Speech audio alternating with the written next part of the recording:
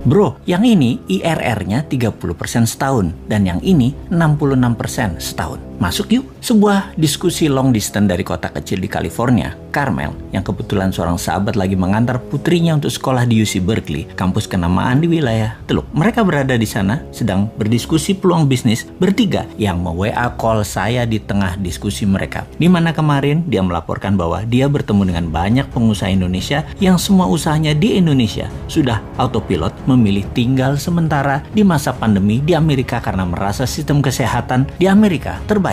Konglo-konglo KW1 ini memang banyak yang menganggap apa yang terjadi setahun terakhir di Indonesia sebagai ketidaknyamanan dalam tanda petik untuk tinggal di Indonesia, yang mana sebagian dari mereka menganggap kebijakan keuangan dan ekonomi pejabat negara tidak pro pengusaha, juga strategi kesehatan selalu berubah-ubah menakutkan mereka. Ya, melipir aja mereka ke negara Paman Sam sebagai negara kedua terbanyak orang Indonesia kaya memilih break sebentar untuk numpang hidup setelah negara Singapura. Singapura masih yang terbanyak. Mereka semua baik yang di Singapura maupun yang di Amerika sangat update dengan berita tanah air, namun tetap fokus cari cuan yang gampang. Mereka melihat lazy money lagi terjadi di Amerika, yaitu taruh duit bermalas-malasan berinvestasi di berbagai bidang, semuanya lagi mudah dan menguntungkan. Di sanalah mereka nongkrong. Bener deh, kata mereka, kalau kita mau dapat cuan yang besar ya follow the money, ya ke Amerika sekarang. Maka ketika 3 orang sahabat lagi diskusi, yaitu mereka orang Indonesia yang lagi neduh di Amerika tersebut, menawari peluang tersebut ke saya. Semangat saya yang hampir lesu gara-gara nungguin PPKM menjadi nyala kembali mendengar informasi mereka tersebut. Sungguh menunggu ketidakpastian dengan strategi mingguan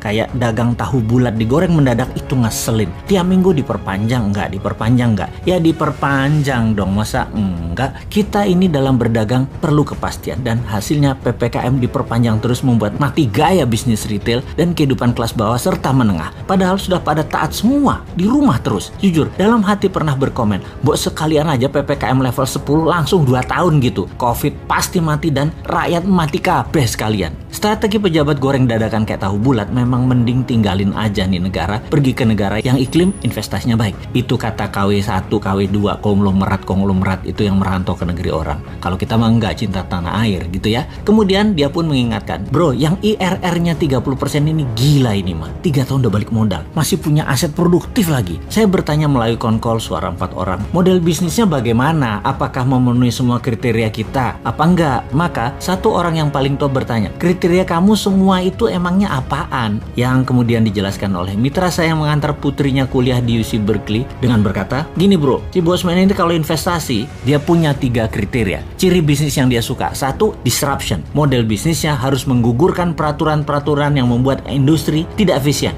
Jadi kayak melawan regulator lah gitu. Seperti Gojek misalnya. Dia tidak menggaji tukang ojek. Bahkan kendaraan roda 2 itu melanggar hukum karena kendaraan roda 2 bukan kendaraan niaga atau komersial. Dan tapi Gojek lancar-lancar aja tuh gitu. Itu melanggar padahal secara peraturan, tapi itulah disruption. Gokar misalnya, tidak ada izin taksi. GoFood nggak punya izin resto. OVO nggak punya izin bank. Halodoc nggak pakai izin farmasi dan rumah sakit. Airbnb nggak pakai izin hotel dan lain sebagainya. Kemudian nomor 2, scalability to the extreme. Bangun sistem termasuk jaringan secara cepat agar segera tercapai economic of scale sebagai tembok penahan barrier to entry para pesaing yang mencoba masuk. Yang ketiga, mempunyai ekosistem industri baru, cara baru, jaringan baru yang menghancurkan yang lama yang tidak efisien. Yang dijawab olehnya, "Kena itu mah semua untuk beberapa bisnis yang gue tawarin masuk. Jadi kapan lo mau join? Gue kirim formnya ya." Klik. Telepon gratisan WA pun terputus. Jah, ngomong bisnis miliaran pakai jaringan gratisan tergantung wifi, ternyata masih juga gue pakai nih ya. Dasar deso. Tapi itu kan prinsip bisnis light asset.